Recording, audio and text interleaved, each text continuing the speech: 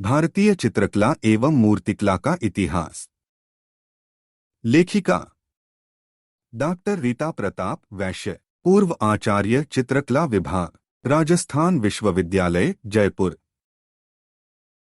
शिक्षा मंत्रालय, भारत सरकार की विश्वविद्यालय स्तरीय ग्रंथ निर्माण योजना के अंतर्गत राजस्थान हिंदी ग्रंथ अकादमी जयपुर द्वारा प्रकाशित 37वां संस्करण 2022, प्रतियां 5500।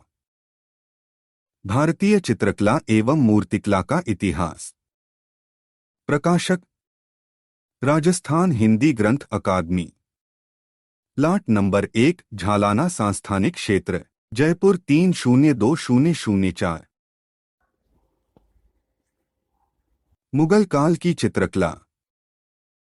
ईरानी, बाबर, हुमायूं, अकबर, जहांगीर, शाहजहां, औरंगजेब।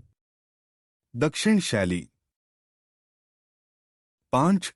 मुगल काल की चित्रकला 1550 से 1857 ईस्वी तक। आदि स्रोत ईरानी फारसी मुगल कला का जन्मस्थान समरकंद और हिरात था। 15वीं शताब्दी में फारस की कला तैमूर वंश के संरक्षण में उत्कर्ष को प्राप्त हुई। यूं तो तैमूर वंश विध्वंसकारी और बर्बरता का द्योतक है, परंतु इस वंश के समान अन्य कोई वंश इतना सभ्य और सुसंस्कृत नहीं हुआ जिसने सभ्य और कला प्रिय शासकों को जन्म दिया हो। इस वंश के शासकों ने चित्रकला को विशेष प्रोत्साहन दिया। तैमूर का पुत्र शाहरुख स्वयं कवि था और उसने अपने दरबार के कवियों और चित्रकारों को आश्रय दिया, जिसमें बेहजाद सबसे उत्तम कलाकार हुआ, जो पहले तो सुल्तान हुसैन बेगरा का दरबारी चित्रकार रहा और फिर उसकी मृत्यु के पश्चात वह सुल्तान शाह इस्माइल के संरक्षण में कार्य करता रहा। बेहजाद स्कूल की स्थापना के पश्चात इसके उत्तराधिकारियों ने ईरानी शैली को और अधिक उन्नत किया। यही नहीं, फारस के अन्य शासकों ने भी चित्रकला एवं चित्रकारों को संरक्षण प्रदान किया और 16वीं शताब्दी तक एक उच्च फारसी ईरानी शैली के रूप में विकसित हुई। बाद में यही ईरानी शैली मुगल शासकों के साथ भारतवर्ष में आई। ईरानी शैली। मुस्लिम धर्म की शुरुआत के साथ ही ईरान में जो कला शैली पनपी व प्रचलित हुई, वह प्राचीन भारतीय चित्रकला की आधारशिला थी। इसमें उसकी गहरी छाप निहित थी। इस्लाम में मानव या जीवधारियों को चित्रित करना धर्म निषिद्ध था। यही कारण था कि चित्रकला में सूक्ष्म अलंकारिक आलेखनों एवं ज्यामितीय रूपाकारों का अत्यधिक विकास होकर रूप निखर कर आया।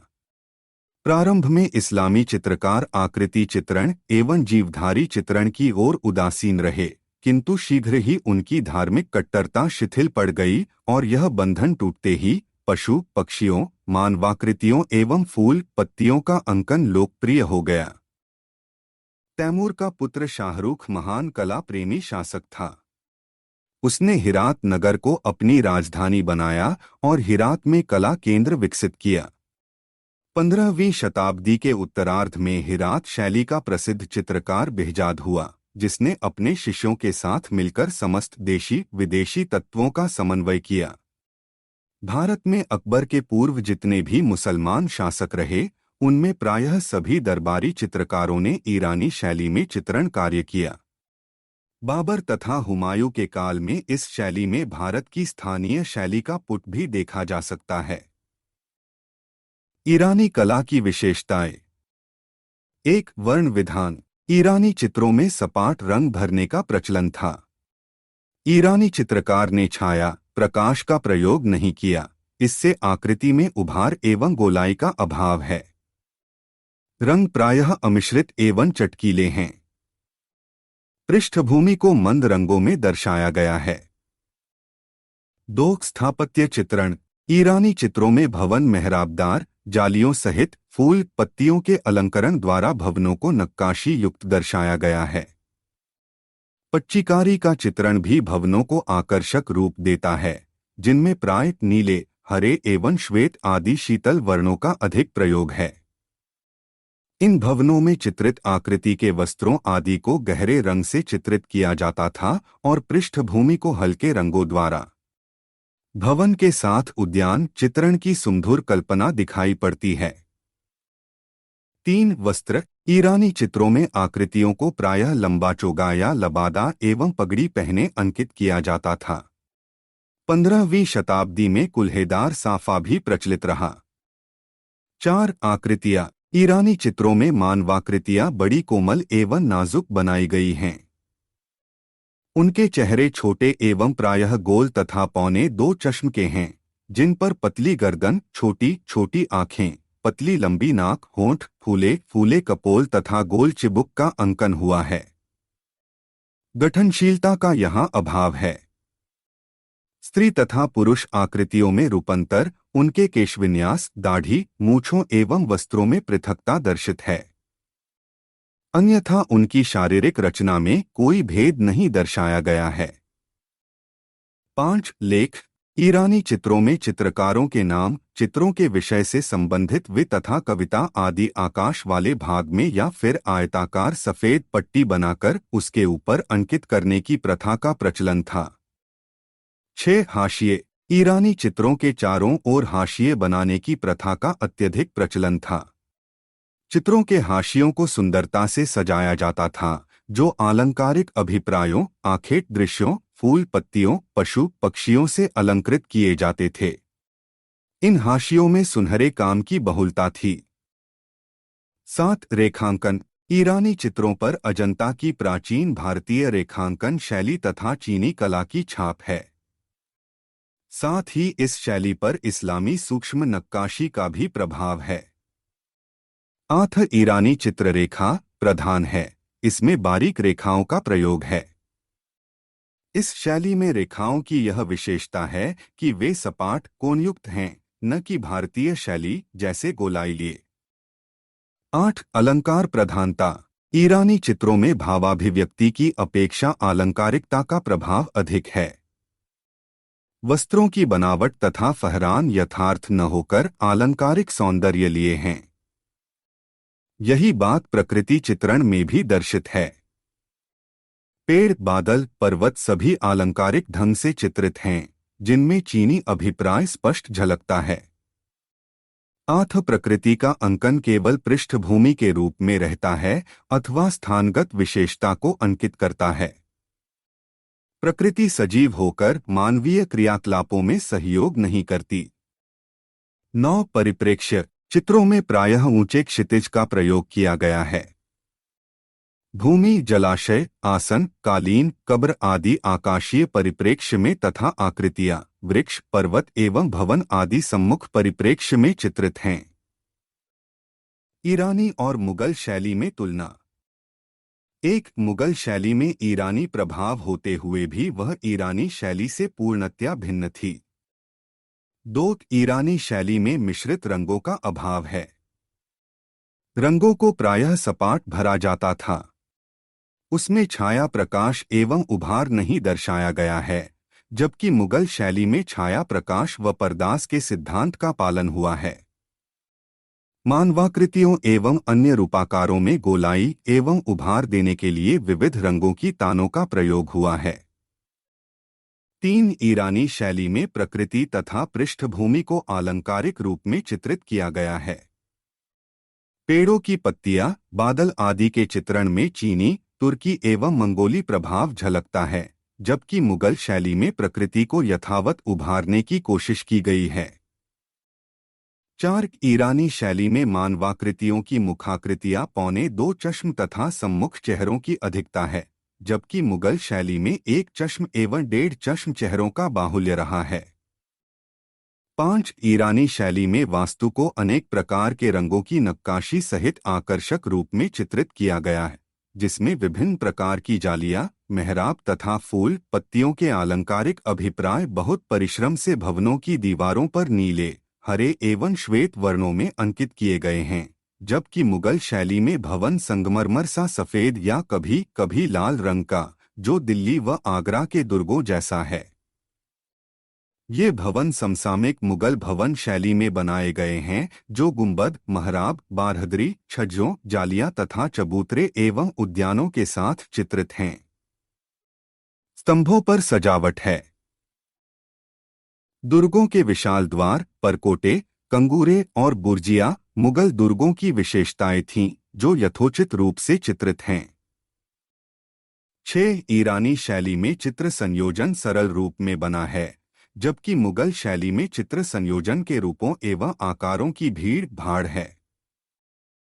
7 ईरानी शैली में मानवाकृतियों द्वारा पहने वस्त्रों के फहरान एवं शिकन नहीं हैं, जबकि मुगल शैली में यह सब बड़ी स्वाभाविकता से दर्शित हैं। 8 ईरानी शैली में परिप्रेक्ष्य का भी अभाव है, जबकि मुगल शैली में दार्शनिक परिप्रेक्ष्य एवं स्थितिजन्य लघुता का सुंदरता से समावेश किया गया है। यूरोपीय प्रभाव के कारण रेखीय एवं वातावरणीय परिप्रेक्ष्य भी उत्तम है। 9 ईरानी शैली में विषय वस्तु में विविधता का अभाव है, जबकि मुगल शैली में विषय वस्तु की विविधता रही है और भारतीय धार्मिक कथाओं को भी प्रमुखता से चित्रित किया गया है। 10 ईरानी शैली की रेखाएं कोनदार और घूमती हुई हैं, किंतु मुगल शैली में रेखाएं गोलाई लिए हैं, जिनमें गति एवं प्रभाव का समावेश है। 11 ईरानी शैली में लेख संयोजन के अंग के रूप में लिखे गए। आलेख्य स्थान में ही कविता व लेख सपाट रंग की समतल पट्टियों पर अंकित किए गए, जबकि मुगल शैली में लेख संयोजन परंपरा अकबर के काल तक ही रही। बाद में इसका प्रचलन समाप्त हो गया। मुगल कला का महत्व। मुगल कला का जन्म, उन्नयन एवं पतन मुगल साम्राज्य के उत्थान एवं पतन के साथ ही निहित था। मुगल शहंशाहों द्वारा प्रोत्साहित इस कला ने बाबर से लेकर जहांगीर के काल तक विश्व में एक महत्वपूर्ण चित्र शैली के रूप में मान्यता प्राप्त की। आज भारतीय चित्रकला के संदर्भ में मुगल चित्र शैली अनेक कारणों से महत्वपूर्ण है। प्रथम तो इस कला के माध्यम से देश को धार्मिक, सांस्कृतिक एवं सामाजिक एकसूत्रता की पृष्ठभूमि मिली। दूसरा, इस कला ने अपने विकास एवं निर्माण में बाहरी कला शैलियों के साथ समन्वय किया। अनेक कला प्रेमी मुगल शासकों ने भारत की पुरातन कला थाती को संरक्षण ही नहीं अपितु संवर्धन भी दिया और भारतीय पौराणिक एवं धार्मिक ग्रंथों पर आधारित चित्र बनवाए। इससे यहाँ की सांस्कृतिक एकता को बल मिला। इस प्रकार मुगल चित्र शैली ने भारतीय चित्रकला में नए प्रगतिशील तत्वों का समावेश किया और अंकन, अलंकरण और रंगाभारण की दृष्टि से भी उसे नया आलोक प्रदान किया। बाबर 1526 से 1530 ईस्वी। भारत में मुगलों की सल्तनत कायम हो जाने के बाद चित्रकला के क्षेत्र में एक नई दिशा प्रकाश में आई। मुगल सल्तनत के अधिष्ठाता बाबर का जन्म 14 फरवरी सन 1483 ईस्वी को महान विजेता तैमूर की 5वीं पीढ़ी में हुआ। बाबर का पूरा नाम ज़हीर उद्दीन मोहम्मद था। उसके पिता तैमूर उमर शेख थे, जो फरगना प्रांत के शासक थे। उनकी माता मंगोल वंश की थी, इसीलिए बाबर का शाही वंश मुगल वंश के नाम से प्रख्यात हुआ। बाबर स्वयं तुर्क वंश का था, किंतु मुगल वंश के प्रायः सभी उत्तराधिकारियों ने मंगोल और तुर्क दोनों वंशों की परंपरा का भली भांति निर्वाह किया। जब बाबर 11 वर्ष का था, तभी सन 1494 ईस्वी में उसके पिता की आकस्मिक मृत्यु हो गई और पैतृक रूप से उसने इस छोटे से परगना राज्य की सत्ता संभाली। बाबर एक उच्चाकांक्षी व्यक्ति था। सन 1503 ईस्वी में बाबर ने काबुल पर अधिकार कर लिया और सन 1505 ईस्वी में बाबर ने गजनी पर जीत हासिल की। सन 1511 ईस्वी में जब वह 28 वर्ष का था, उसे समरकंद का यह राज्य छोड़कर भागना पड़ा। उसने सिंध पर हमला किया, किंतु सन 1519 ईस्वी तक वह सिंध को पार न कर सका। सन 1524 ईस्वी में दौलत खां और आलम खां, जो दिल्ली के सुल्तान इब्राहिम लोदी के चाचा थे, ने बाबर को लाहौर पर आक्रमण करने के लिए बुलाया, परंतु उसको इस बार पुनः संगठन के लिए काबुल लौटना पड़ा और सन 1526 ईस्वी में ही बाबर को सफलता प्राप्त हो सकी। बाबर का मन एक छोटी सी सत्ता को संभालने में ही संतुष्ट न था।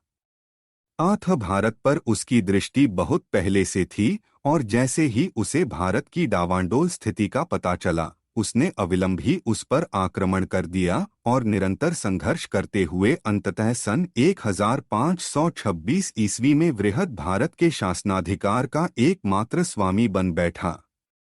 इस प्रकार बाबर के द्वारा ही भारत में मुगल साम्राज्य की नींव पड़ी और साथ ही इस वंश की मुगल संस्कृति तथा सभ्यता का भारत में सूत्रपात हुआ।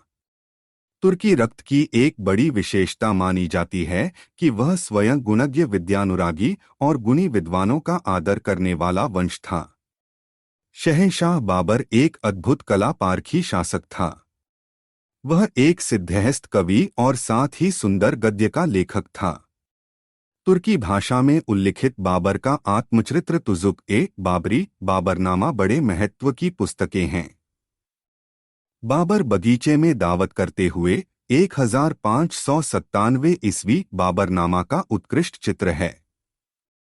चित्र 32 बाबर का महान व्यक्तित्व और सर्वांगीण जीवन परिचय तुर्की भाषा की इस कृति में समाविष्ट है। अपने संस्मरणों में बाबर ने फारसी कला की ओर विशेषतया बेहजाद की आलेखन शैली की बड़ी ही समदृष्टिपूर्ण समीक्षा की है।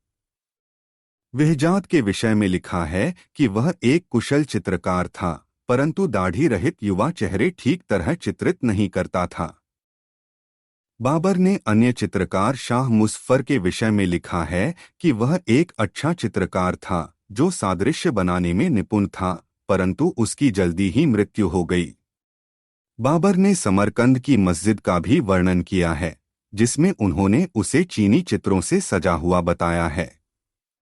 नवस्थापित देश होने के कारण कला प्रेमी बाबर चित्रकला की अभ्युन्नति के लिए जो कुछ कर सकता था वह नहीं कर पाया और उच्च कला व्यसन की इस विरासत को अपने पुत्र हुमायूं के हाथों में सौंपकर सन 1530 ईस्वी को दिवंगत हुआ।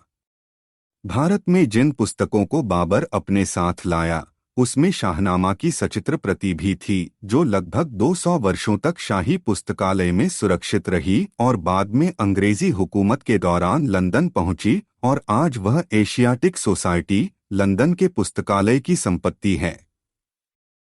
चित्र 32 बाबरनामा बाबर बगीचे में दावत करते हुए।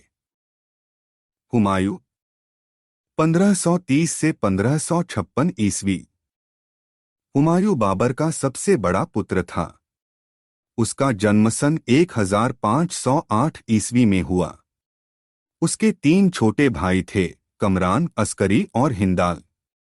बाबर के पश्चात वह सन 1530 ईस्वी में सिंहासनारूढ़ हुआ। उसकी उम्र उस समय 23 वर्ष थी। हुमायूं का जीवन संघर्षमय रहा और सन 1530 से 1540 ईस्वी तक वह निरंतर सत्ता के लिए संघर्ष करता रहा, लेकिन सन 1540 ईस्वी में कन्नौज के युद्ध क्षेत्र में शेरशाह ने हुमायूं को परास्त कर दिया और वह लाहौर होता हुआ अमरकोट, सिंध, राणा की शरण में पहुंचा। यहीं 15 अक्टूबर सन 1542 ईस्वी को उसके पुत्र मोहम्मद जलालुद्दीन अकबर का जन्म हुआ। इसके पश्चात वह खानदेश होता हुआ फारस के शाह की शरण में ईरान पहुंचा और वहां 1 वर्ष तक रहा। ईरान के सफवी वंश के तत्कालीन शाह तहमास्य ने हुमायूं का बहुत सम्मान किया और उसे अपने खोए हुए साम्राज्य को जीतने के लिए एक सेना दी। इसी सेना की सहायता से वह अपने प्रवास काल 1540 से 1545 ईस्वी में खोए हुए राज्य को प्राप्त करने के लिए संघर्ष करता रहा और सन 1545 ईस्वी में काबुल आया और कांधार पर पुनः अधिकार कर लिया। सन 1555 ईस्वी के आरंभ में हुमायूं के शिया मत ग्रहण करने के पश्चात उसे बहराम खां जैसे योग्य सेनापति की सहायता मिली और उसने दिल्ली पर पुनः कब्जा कर लिया, परंतु उसकी मृत्यु होने की वजह से वह दिल्ली में केवल कुछ मास ही शासन कर सका। ईरान का शाह तहमास्य स्वयं एक उच्चकोटि का कलाकार था। उसने अपने दरबार में अनेक कलाकारों को आश्रय दे रखा था और निरंतर कला सेवा में जुटा रहता था। ईरान यात्रा के दौरान हुमायूं की कला प्रवण विलुप्त भावनाएं इस कलात्मक वातावरण में जीवित हुईं। सन 1544 ईस्वी के लगभग जब हुमायूं काबुल लौट रहा था, तो ताबरेज में उसकी मुलाकात दो महान ईरानी चित्रकारों से हुई। वे थे ख्वाजा अब्दुस्समद शिराजी और मीर सैयद अली। अब्दुस्समद शिराजी पशु चित्रण करने में पारंगत था और मीर सैयद अली ग्राम्य चित्रण करने में। बाद में दोनों कलाकार हुमायूं के पास दरबारी चित्रकार के रूप में नियुक्त हुए। सन 1556 ईस्वी में पुराने किले में दिल्ली के चिड़ियाघर के समीप बना किला पोथीखाने लाइब्रेरी की सीढ़ियों में पैर फिसल जाने के कारण हुमायूं की मृत्यु हो गई। हुमायूं का कला प्रेम। यूं तो हुमायूं को अपने पिता की तरह कला, धर्म, इतिहास, साहित्य एवं काव्य में अत्यधिक रुचि थी, किंतु चित्रकला के प्रति उसका विशेष रुझान था। विद्वानों का कहना है कि हुमायूं अपनी युद्ध यात्राओं के दौरान अपने साथ सचित्र पुस्तकें रखता था और अवकाश के क्षणों में उन्हें देखकर अपनी कलाभिरुचि संतुष्ट करता था। उसके दरबारी चित्रकार हर समय उसके निकट रहते थे। एक बार जब वह सिंध और खानदेश की ओर से ईरान जा रहा था, तो उसके निकट के साथियों में चित्रकार भी थे। यात्रा के पड़ाव के दौरान जब वह एक खेमे में बैठा था, तो एक सुंदर पक्षी कबूतर आ बैठा। हुमायूं ने उसको पकड़कर उसके पंख काटे और चित्रकार से उसकी तस्वीर बनवाकर उसे छोड़ दिया। सन 1547 ईस्वी में हुमायूं का कांधार तथा काबुल पर अधिकार स्थापित हो गया, तो ख्वाजा अब्दुस्समद शिराजी और मीर सैयद अली जुदाई दोनों चित्रकार उसकी सेवा में आ गए। हुमायूं ने उन्हें दरबारी चित्रकार नियुक्त कर दिया और इन्हीं की अध्यक्षता में स्वयं हुमायूं तथा पुत्र बालक अकबर ने चित्रकारी की प्रारंभिक शिक्षा ली। हुमायूं के संरक्षण में दास्तान-ए-अमीर हमजानामा का निर्माण हुआ। इस कहानी में मोहम्मद के चाचा अमीर हमजा की देशांतर विजय की आश्चर्यजनक एवं साहसपूर्ण कहानियों का वर्णन था। यह ग्रंथ संभवतः किशोर अकबर के चरित्र निर्माण के लिए आरंभ किया हो। यह कार्य अकबर के राज्यकाल में ही पूरा हुआ, जैसा कि इतिहासकारों का अबुल फजल बदायूनी एवं शाहनवाज खां मानना है। यह चित्र 68 इंच 32 सेंटीमीटर आकार के सूती कपड़े पर बनाए गए थे, जो पूर्णतया फारसी शैली में हैं। परंतु बाद में इन चित्रों में भारतीय ग्राम्य दृश्य तथा जीवन, हिंदू मूर्तियों तथा भारतीय पोशाकों का समावेश कर दिया गया। हमजानामा चित्रावली मुगल कला का उद्गम ग्रंथ माना जाता है। हुमायूं काल की एक प्रारंभिक कृति ब्रिटिश संग्रहालय में है, जिसमें हुमायूं के वंशजों को ऊपर की ओर बैठे चित्रित किया गया है और हुमायूं नीचे की ओर बैठे हैं। यह चित्र सूती कपड़े पर बना है और संभवतः मीर सैयद अली ने काबुल में बनाया हो, क्योंकि इस चित्र में सफ़वी प्रभाव पूर्ण रूप से दिखाई देता है। इस समय डेरों टेंटस में इसी प्रकार के चित्रों को टांगने की प्रथा थी।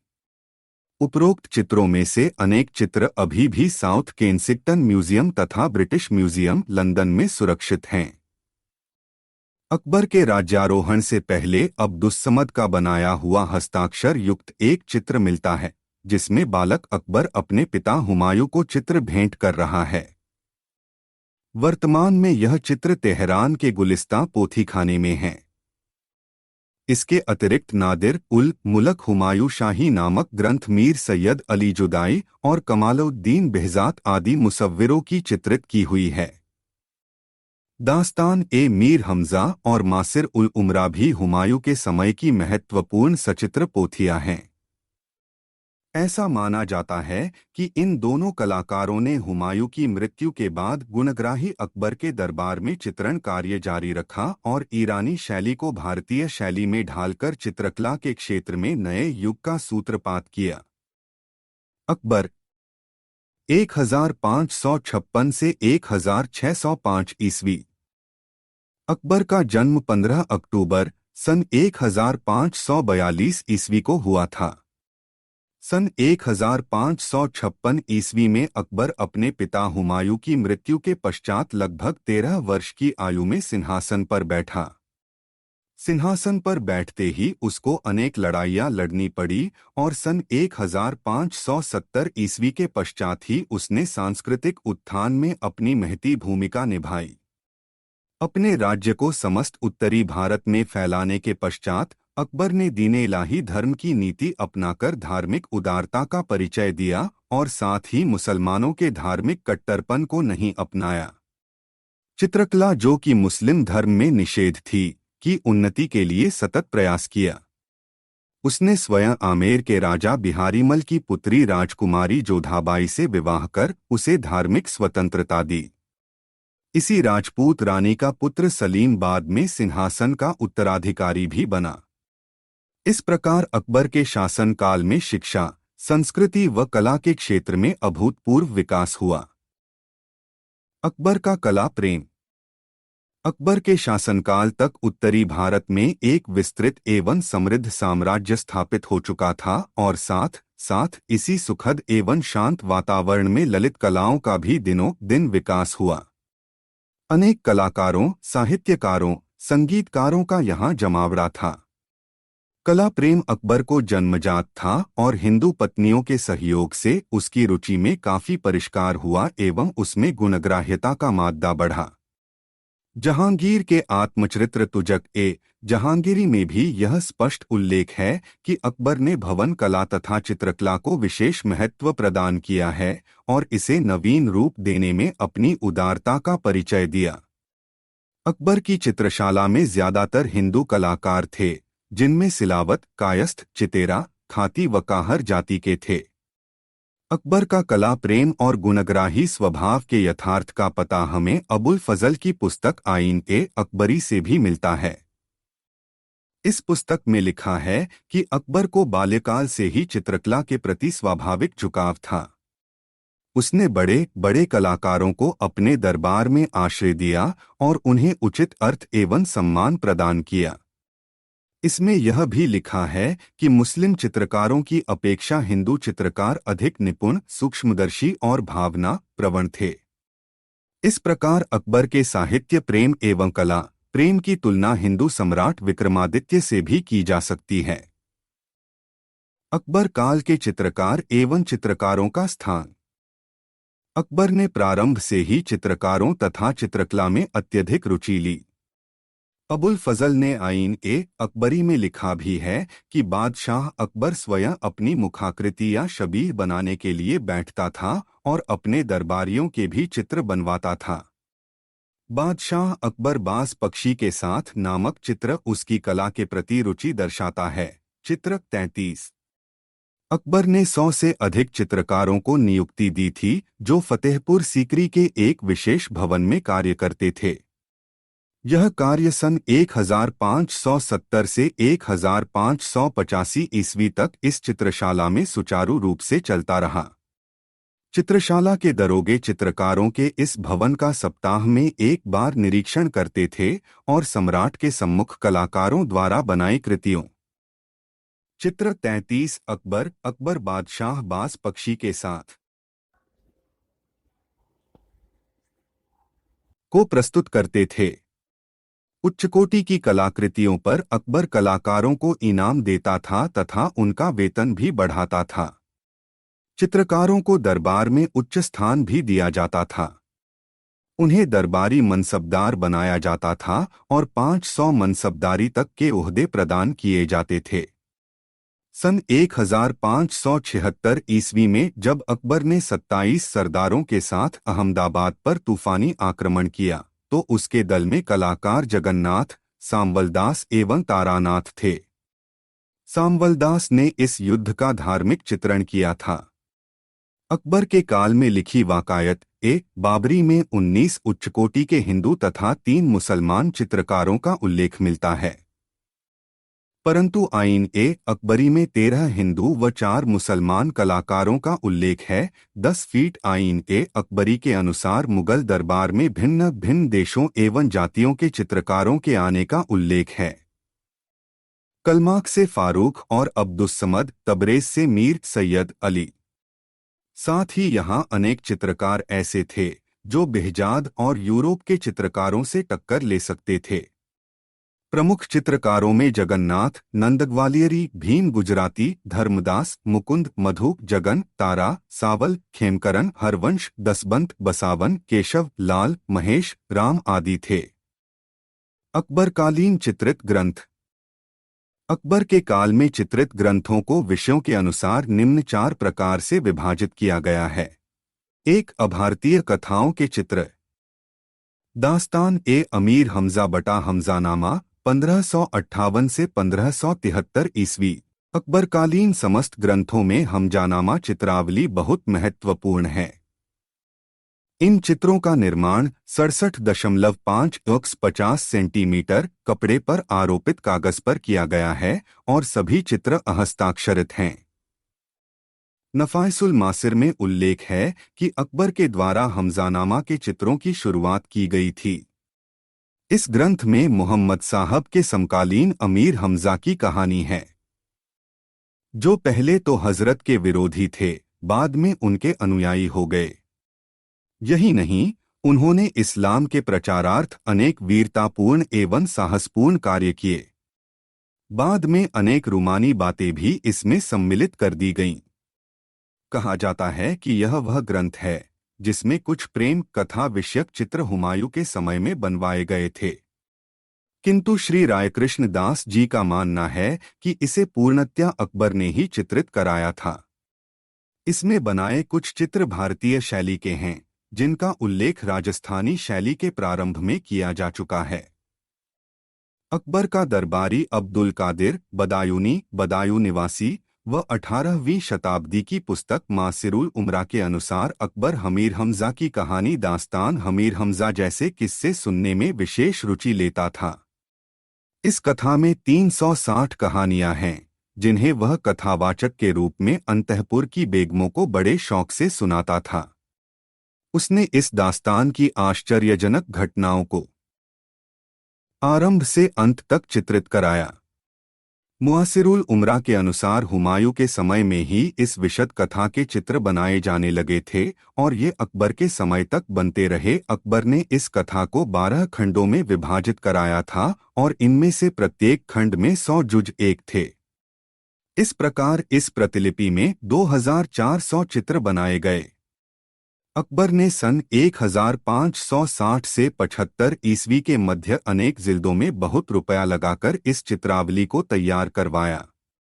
प्रत्येक चित्र में सम्मुख भाग पर काजबीन, मुंशी या ख्वाजा अताउल्लाह लिपिक ने चित्रों पर विवरण लिखे हैं। मुगल दरबार में मुंशी को काजबीन के नाम से पुकारा जाता था। बेहजाद के समान तूलिका वाले चित्रकार इस पुस्तक को तैयार करने के लिए नियुक्त किए गए और बाद में ख्वाजा अब्दुस्समद शिराजी की देखरेख में यह कार्य चलता रहा। अबुल फजल के अनुसार किसी ने भी इस पुस्तक के समान दूसरा जवाहर नहीं देखा होगा और न किसी राजा के पास इसके बराबर मूल्यवान वस्तु होगी। इस समय यह पुस्तक शाही पुस्तकालय में है। इसमें 1400 चित्र थे जो 17 जिल्दों में थे। इनमें अधिकांश चित्र उपलब्ध नहीं हैं। अमीर हमजा के चित्रों में फारसी प्रभाव अधिक है। आज इसके 150 चित्र उपलब्ध हैं, जिसे गुलूक ने संग्रहित कर सन 1925 ईस्वी में वियना से छपवाया था। आज 61 चित्र वियना में, 25 साउथ केंसिंगटन संग्रहालय लंदन तथा 15 अमेरिका के विभिन्न संग्रहालयों में हैं। भारत में 6 चित्र हैं, जिनमें 2 चित्र भारत कला भवन वाराणसी, 2 मुंबई, 1 हैदराबाद व 1 बड़ौदा संग्रहालय में हैं। इस चित्रावली की निम्नलिखित विशेषताएं हैं। ये चित्र आलंकारिक न होकर घटना चित्र हैं। ये दृष्टांत चित्र के रूप में बने हैं, जो हिरात शैली से भिन्न है। कबंधधारी व्यक्तियों को छोड़कर शेष पुरुषों का पहनावा भारतीय है। चक्रदार जामा, जिसके चारों कोने त्रिकोणाकार लटके रहते हैं, और पायजामा। स्त्रियों की वेशभूषा में कश्मीरी दामन वाली लंबी कुर्ती, ओढ़नी तथा चुस्त पायजामा है। चित्रों की रेखाओं में भारतीय ढंग की गोलाई है। ईरानी कठोरता न होकर कोमलता है। प्रायः एक चश्म की अधिकता है। ईरानी सम्मुखी या 3/4 चेहरा नहीं है। आंखें बड़ी बड़ी भारतीय परंपरा के अनुसार मछली जैसी हैं। इस चित्रावली में प्रधान अंश कश्मीर शैली का है, शेष अंश राजस्थानी तथा ईरानी शैली के हैं। प्रकृति के अंकन में भारतीय तथा फारसी दोनों का मिश्रण है। वृक्षों में पीपल, बट, कदली एवं केला हैं। पक्षियों में मोर, पशुओं में हाथियों का चित्रण भारतीय ढंग से है। स्त्रियों की आकृतियां पूर्ण भारतीय हैं। भारतीय मूल के राजस्थानी झलक पाने वाले पनघट का दृश्य कई दृश्य उपस्थित हैं।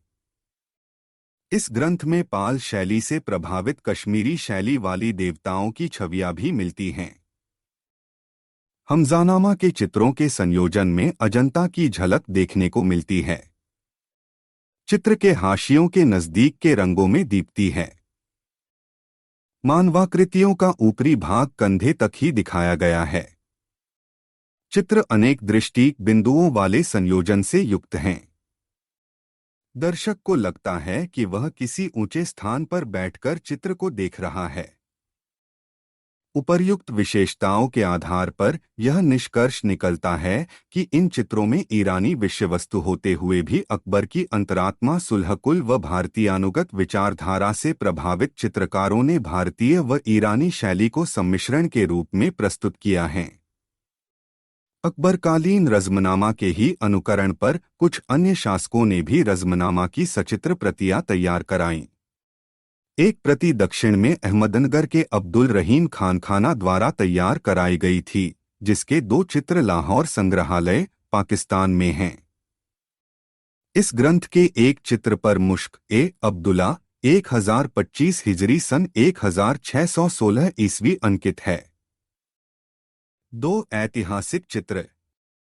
अकबरनामा 1602-05 ईस्वी।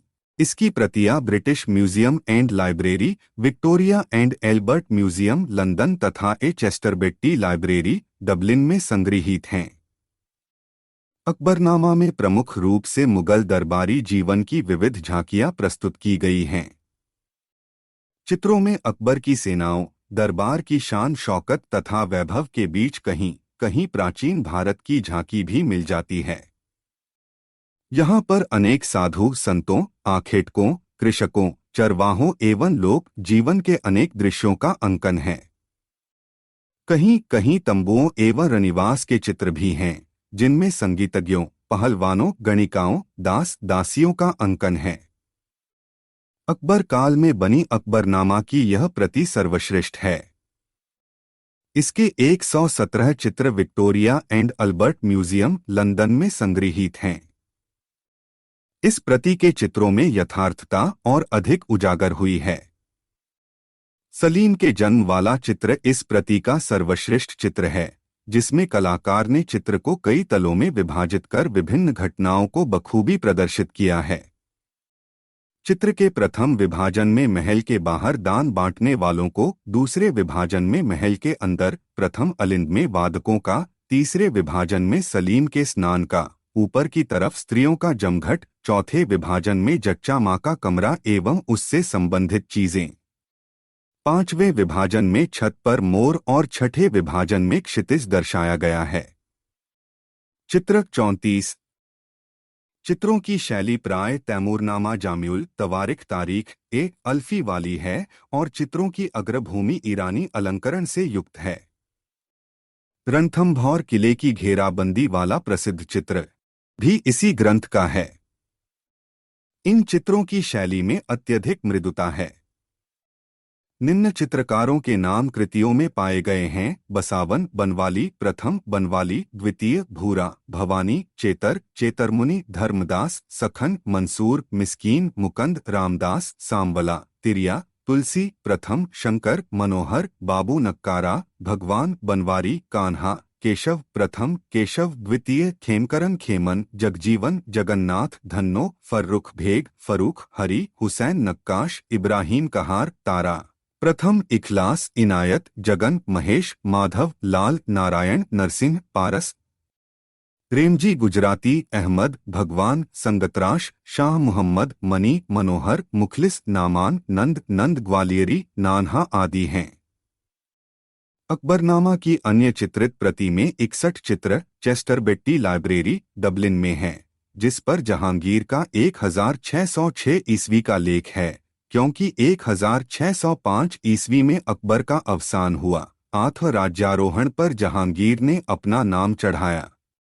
चित्रक 34 अकबरनामा राजकुमार सलीम के जन्म पर आनंद उत्सव। बाकायत ए बाबरी अकबर की आत्मक था। इसका फारसी अनुवाद तुर्की में खानखाना ने किया, जिसकी एक प्रति सन 1598 ईस्वी में अकबर को भेंट में मिली। इसकी 2 प्रति लंदन में, एक फ्रांस में, एक राष्ट्रीय संग्रहालय नई दिल्ली और 5वीं प्रति रूस में है।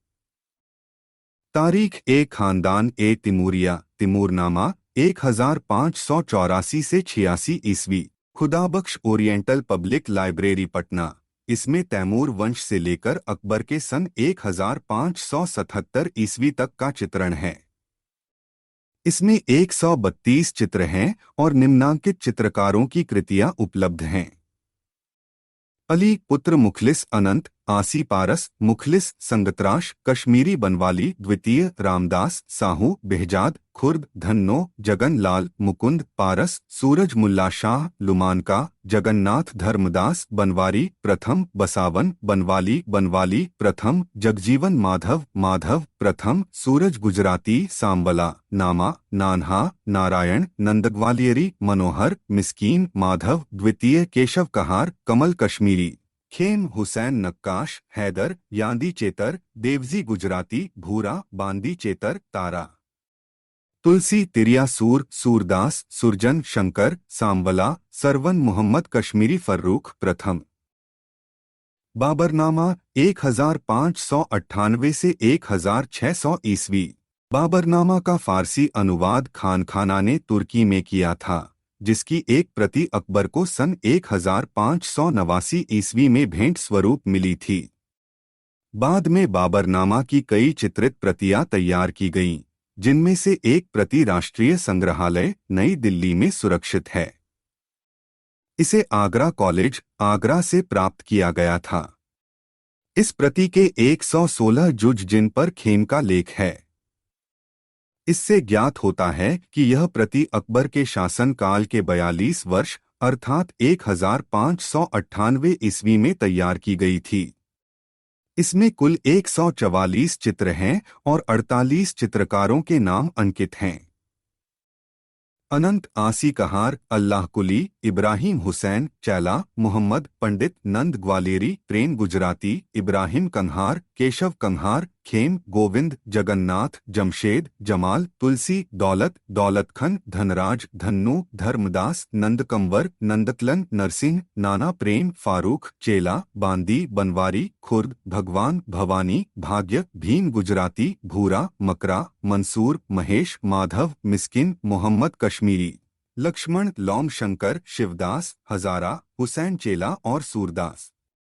चित्रों की पृष्ठभूमि सादी बनी है।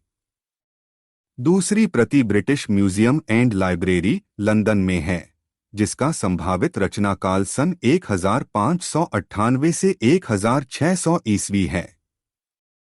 इसमें युवा मंसूर के बनाए पशुओं के सुंदर रेखांकन हैं।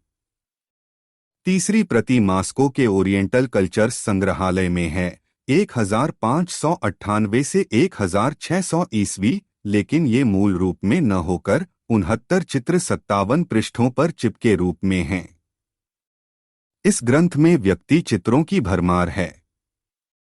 कुछ प्रतियों के फुटकर चित्र साउथ केंसिंगटन तथा लुव्र संग्रहालय, फ्रांस में भी हैं। अकबर काल के अन्य प्रसिद्ध चित्रित ग्रंथों में अजायब एल मखलूकात 160205 ईस्वी ए चेस्टरबेट्टी लाइब्रेरी, डबलिन में संग्रहीत। हरिवंश 1590 ईस्वी। फारसी अनुवाद चित्रित Victoria and Albert museum London में संग्रहीत।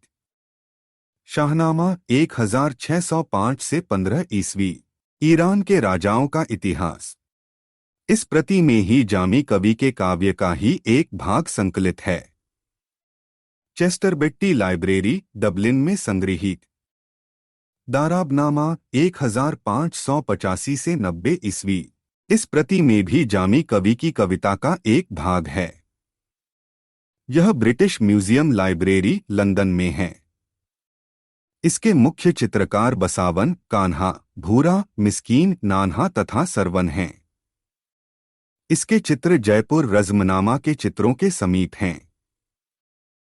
आईन ए अकबरी 1595 ईस्वी।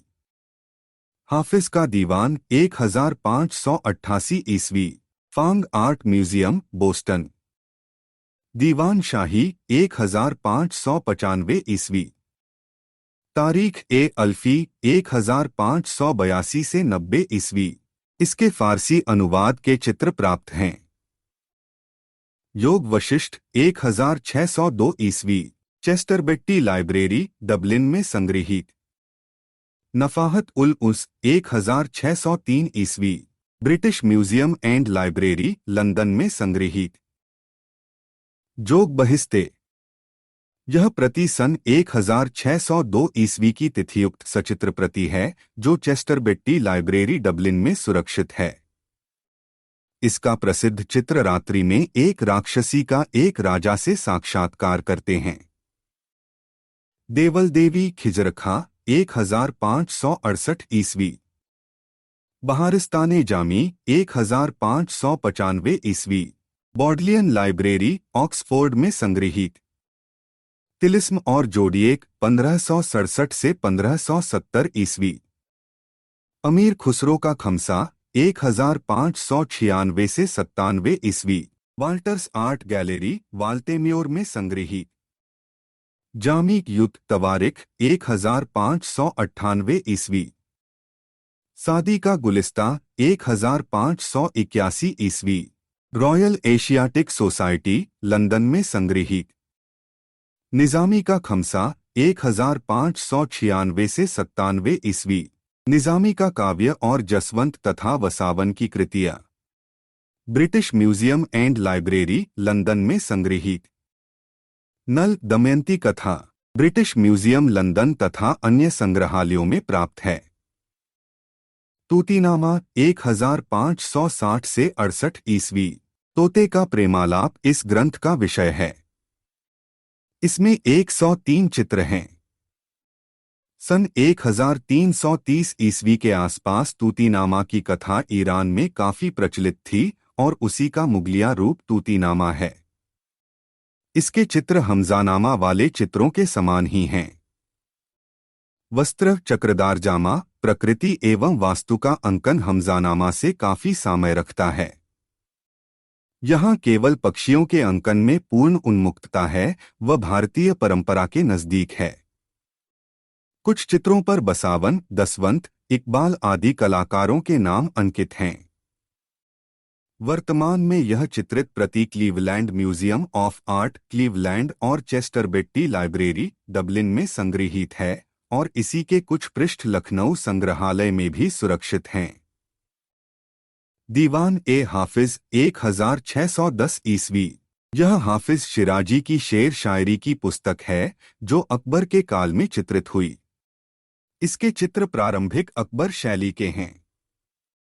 कहा जाता है कि इस ग्रंथ में बड़ी बड़ी समस्याओं का निदान लिखा है। यथा एक शहजादी का हार चोरी चला गया तो रात में ही दीवान ए हाफिज को खोला गया और शहजादी ने अपनी आंख बंद कर एक अंगुली ग्रंथ में लिखे शेर रख पर दी। तत्काल दासी को मोमबत्ती लेकर बुलाया गया और शेर पढ़ा गया। चोर भी कैसा है क्षमा को उठाए है, हार इसी दासी द्वारा चुराया गया था।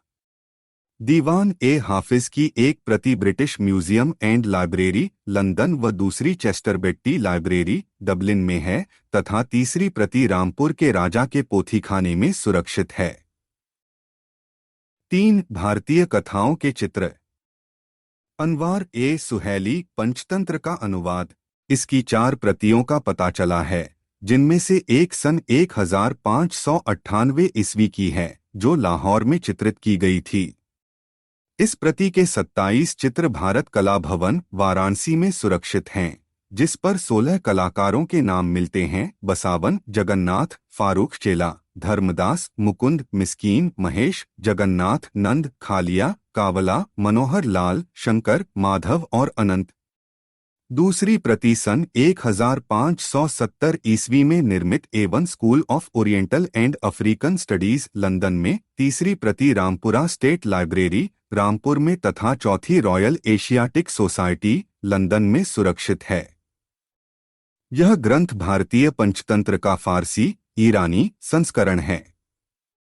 इसी पंचतंत्र के 2 श्रृंगालों गीदड़, करटक व दमन के नामों के आधार पर शीर्षक प्राप्त कर सका। अय्यार ए दानिश अकबर ने ही पशु पक्षियों के किस्से कहानी वाले ग्रंथ का एक अन्य अनुवाद अबुल फजल से कलिलह दमन के आधार पर करवाया, जो अय्यार ए दानिश के नाम से विख्यात है। यह ग्रंथ सन 1588 ईस्वी में पूर्ण हुआ।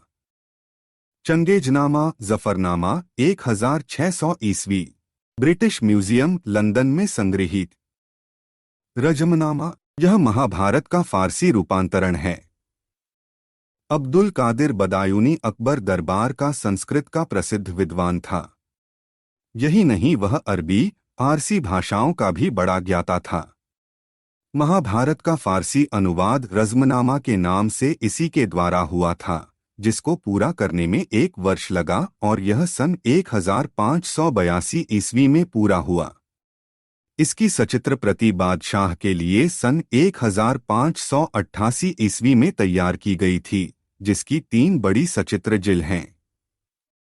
दिन रात की मेहनत से 50 चित्रकारों द्वारा 169 चित्र इसमें चित्रित किए गए, जिनमें से 24 चित्रों में दसवंत चित्रकार ने कार्य किया। इस कार्य पर 4 लाख रुपए खर्च हुए। नादिर शाह के आक्रमण से पूर्व ही मोहम्मद शाह ने इस प्रति को महाराजा सवाई जयसिंह जयपुर को भेंट में दे दी। अब यह प्रति जयपुर के सवाई मानसिंह द्वितीय संग्रहालय के संग्रह में सुरक्षित है। रज़्मनामा की दूसरी प्रति British museum and library London में है। रज़्मनामा के चित्रों को देखने से यह स्पष्ट होता है कि चित्रों में ईरानी प्रभाव की अपेक्षा भारतीय प्रभाव ज्यादा था। Colonel TH. हैंडली ने अपनी पुस्तक में रज़्मनामा के 148 चित्र छापे थे।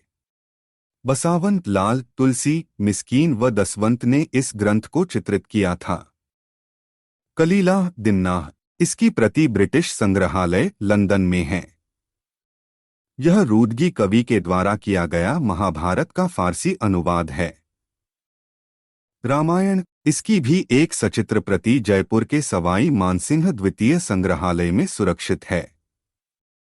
सन 1588 ईस्वी में इसका चित्रण कार्य समाप्त हो गया था। इस ग्रंथ के चित्रों में रज़्मनामा वाली चित्रशैली देखने को मिलती है। 4 व्यक्ति चित्र। आईन-ए-अकबरी में यह वर्णित है कि तत्र महान हिज मैजेस्टी अपनी शबीह बनवाते थे और उन्होंने अपने दरबार के सभी प्रतिष्ठित दरबारियों की शबीहें भी बनवाने का हुक्म दिया था। इस प्रकार एक वृहद चित्राधार तैयार किया गया। परिणाम रूप में जो दिवंगत हो गया उसे एक नया जीवन मिल गया और जो जीवित है उन्हें अमरता लगाव का यह प्रबल उदाहरण है। तारीख ए खानदान ए तिमूरिया, जफरनामा, अकबरनामा, बाकियात बाबरी आदि ग्रंथों में व्यक्ति चित्रों की भरमार है। चंगेजनामा, जफरनामा, रज़्मनामा महाभारत का फारसी रूपांतर है। अकबरकालीन पोथी चित्रशाला। अकबर ने सन 1558 से 1572 तक आगरा में, सन 1572 से 85 ईस्वी तक फतेहपुर सीकरी में, सन 1585 से 1601 ईस्वी तक लाहौर में और सन 1603 से 1605 ईस्वी तक पुनः आगरा में चित्रशालाएं स्थापित कीं। अकबर का शाही पुस्तकालय भी 3 विभिन्न बड़े नगरों में स्थापित रहा: आगरा, दिल्ली और लाहौर। सुलहकुल की भावना के अनुसार अकबर ने गुजराती, मध्य देशीय, ग्वालियर, मांडू, कश्मीरी, राजस्थानी, जौनपुर, ईरानी, सल्तनती चितेरों को आमंत्रित किया व संरक्षण प्रदान किया। इनमें गुजराती कलाकारों की अधिकता थी एवं वे अन्य कलाकारों से ज्यादा प्रतिष्ठित थे। इस प्रकार अकबर के दरबार में हिंदू तथा मुसलमान दोनों चित्रकार थे। भारतीय चित्रकार पटचित्रों और भित्तिचित्रों में माहिर थे। रंग विधान उनका उतना आकर्षक नहीं था। अकबर ने अलग से एक कला निकेतन की भी स्थापना कर रखी थी, जिसका अध्यक्ष अब्दुस्समद था। यहाँ वह प्रति सप्ताह चित्रों की प्रदर्शनी करता और प्रत्येक सम्मानित व्यक्ति या अतिथि को बड़ी रुचि से अपने इस कलात्मक संग्रह को दिखाता था। पोथी चित्रण पूर्ण करने के लिए 3 व्यक्तियों की जरूरत होती थी। उसमें पहला कलाकार शेर लिखता था, दूसरा चित्रकारी करता तथा तीसरा उसमें रंग भरता था। ऐसे कलाकारों में कातिब मीर अली, मुल्तान अली, मोहम्मद हुसैन, उस्ताद गफ्फारी, अब्दुल रहीम आदि के नाम प्रमुख हैं। संस्कृत और फारसी हस्तलिखित पोथियों के दृष्टांत चित्रों को अकबर ने बड़ी रुचि से तैयार करवाया। ये ग्रंथ धार्मिक, शास्त्रीय, काव्य, काव्यनीति, इतिहास, नाटक, जीवनी आदि सभी विषयों के थे। अकबरकालीन चित्रकार अबुल फजल ने आईन-ए-अकबरी में शहंशाह अकबर की चित्रशाला में 100 से भी अधिक चित्रकारों के विषय में लिखा है, जिनमें से विख्यात 13 चित्रकारों के नाम गिनाए हैं, जो विश्वभर के श्रेष्ठ चित्रकारों से टक्कर ले सकते थे। इनमें केशव, महेश, मुकंदलाल, मिस्किन, फारूक बेग, माधो, जगन्नाथ, ख्वाजा अब्दुस्समद, मीर सैयद अली शिराजी, तारा, सांबला, हरिवंश, खेमकरन और राम दसवंत और बसावन भी प्रमुख चित्रकारों में थे, जिन्होंने रज़्मनामा का चित्रण कार्य किया।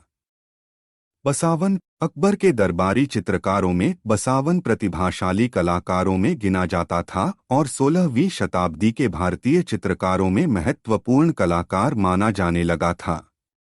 अपनी कला प्रतिभा के कारण उसको दरबार में उचित सम्मान प्राप्त था। बहुत से कलाविद उसे दसवंत से भी अच्छा चित्रकार मानते थे।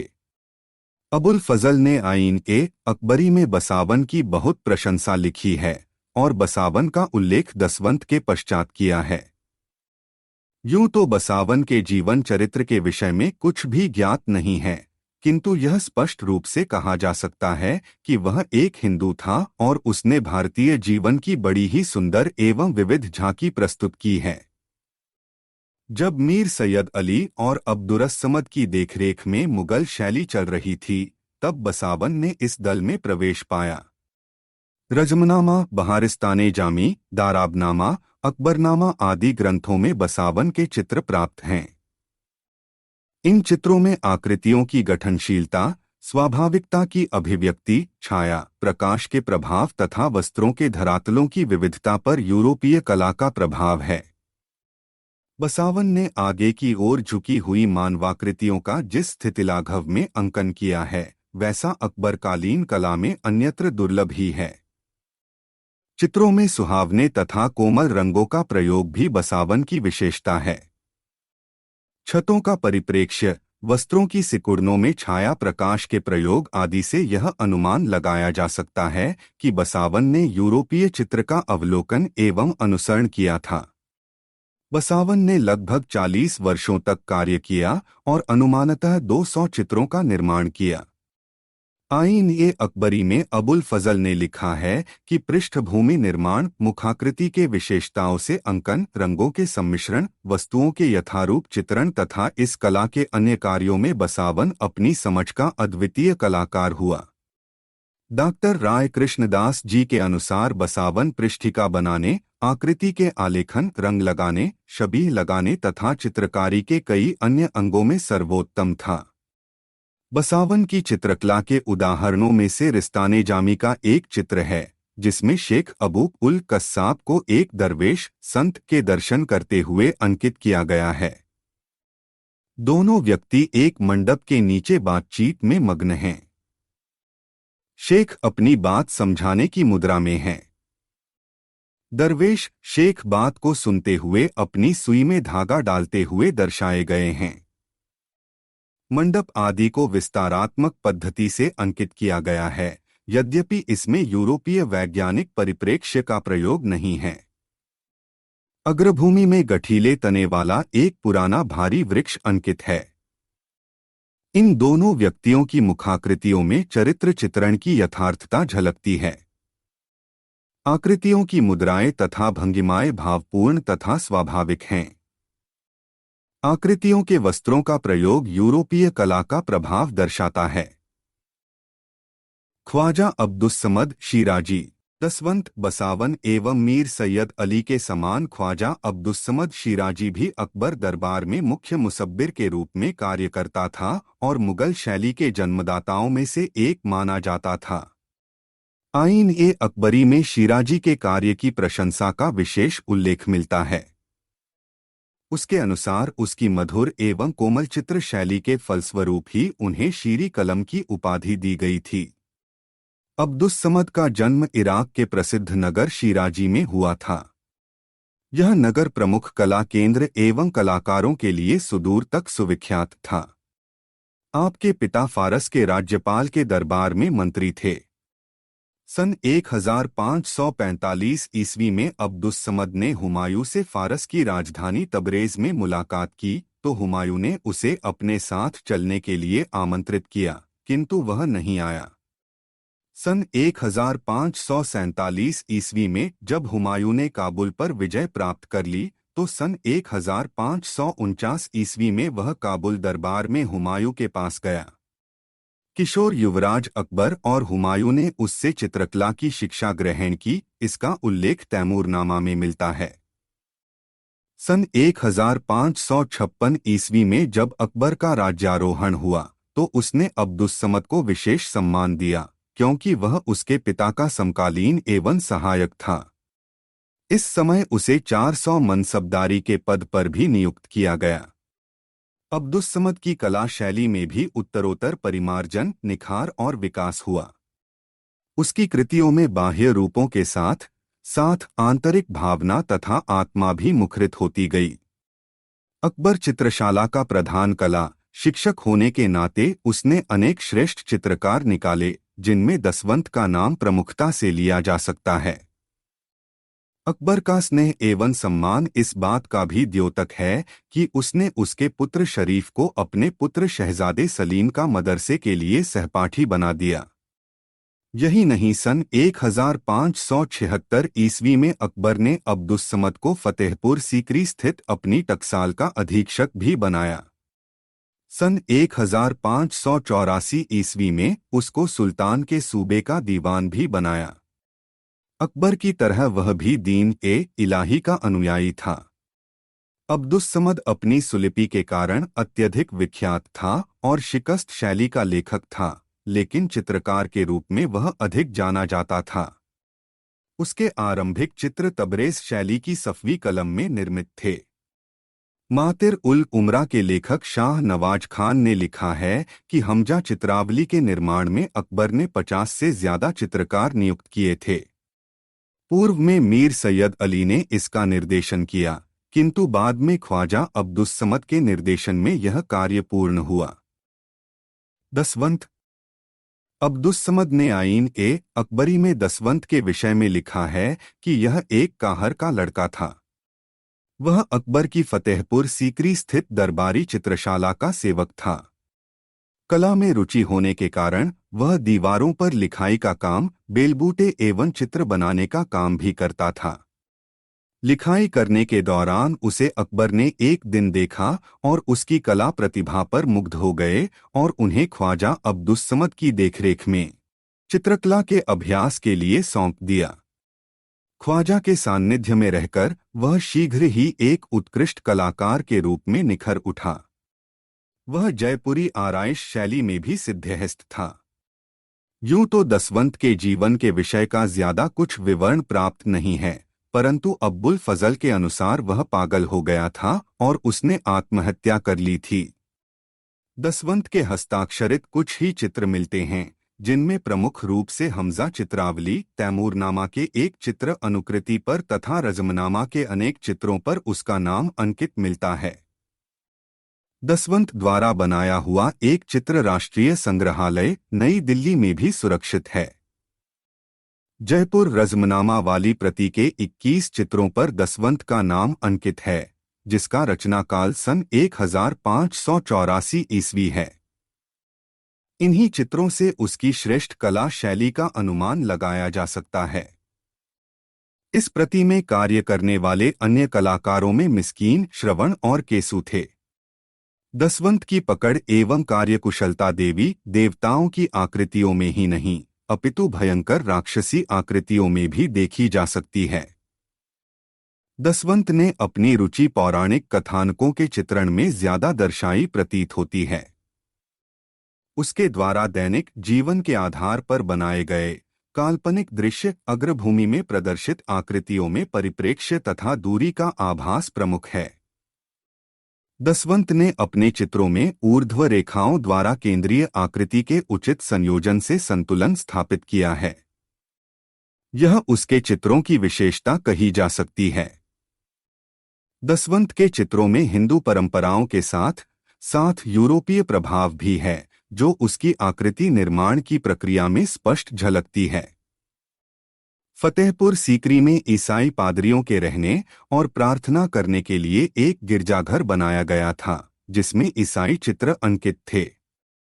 अकबर स्वयं उसे देखने गया और दसवंत ने उनकी अनुकृति करने का विशेष कार्य किया। मनोहर ने सन 1581 ईस्वी में, केशव ने सन 1547 से 98 ईस्वी में आत्मचित्र बनाए थे।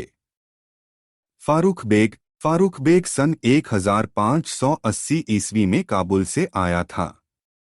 इसके चित्रों पर मध्य एशियाई प्रभाव था, पर शनैह इसने निजी शैली विकसित कर ली थी। बाद में वह दक्षिण की कला से प्रभावित हुआ था। मीर सैयद अली। प्रारंभ में मीर सैयद अली फारस की सफवी शैली या ईरानी शैली का प्रमुख चित्रकार था। अकबर के दरबारी इतिहासकार अबुल फजल के अनुसार इसके पिता सुल्तानिया के शाह के दरबार में प्रधान चित्रकार थे। मीर सैयद का जन्म 16वीं शताब्दी के द्वितीय चरण में तबेज नामक नगर हुआ था। मीर सैयद ने बाल्यकाल में ही चित्रकला एवं लिपि लेखन का उत्तम अभ्यास कर लिया था। काजी अहमद नामक लेखक ने सन 1596 से 97 ईस्वी में रचित अपने ग्रंथ में लिपिकारों की नामावली में मीर सैयद अली का नाम लिखा है। सन 1557 ईस्वी में हुमायूं भारत से भागकर ईरान के शाह तहमास्प के दरबार में फारस आया था, तो मीर की भेंट एवं परिचय हुमायूं से हुआ और हुमायूं ने उसे अपने साथ चलने का आमंत्रण दिया। मीर सैयद अली उस समय निर्वासित हुमायूं के साथ नहीं आया, परंतु उसी वर्ष जब हुमायूं ने अपने भाइयों को पराजित करके काबुल तथा कंधार पर अधिकार कर लिया, तो मीर सैयद अली और ख्वाजा अब्दुस्समद कुछ समय पश्चात हुमायूं के संरक्षण में सन 1550 ईस्वी में काबुल आ गए। उसका उपनाम जुदाई लिखा हुआ मिलता है। काबुल में मीर सैयद अली तथा अब्दुस्समद शिराजी के निर्देशन में अनेक हिंदू मुसलमान चित्रकारों ने दास्तान के अमीर हमजा के चित्रों का निर्माण प्रारंभ किया, जो अकबर के समय पूरा हुआ। इस पुस्तक में 1800 दृष्टांत चित्रों की रचना कर मीर सैयद अली और अब्दुस्समद अपने अथाह ज्ञान और अपरिमित साधना का परिचय दिया। अकबर ने मीर सैयद अली को हिंदू चित्रकारों के प्रति आकर्षित होने का आह्वान किया था। कहा जाता है कि हिंदू चित्रकला कश्मीर, गुजरात, जौनपुर, मांडू की सीरत वाली चित्र परंपरा को अकबर ने मीर सैयद अली से ग्रहण करवाया। इस प्रकार उसकी फारसी शैली का रूप भारतीय चित्र शैली में मिलकर मौलिक मुगल शैली में निखरकर अकबर शैली के रूप में प्रकट हुआ। वर्तमान में मीर के बहुत कम संख्या में चित्र उपलब्ध हैं, जिनमें लैला के सम्मुख जंजीरों से बंधा मजनू, बहराम तथा गडरिया गौवत करते हुए जहाक अली के पिता का शबीह, जामीकृत हफत औरंग चित्रावली।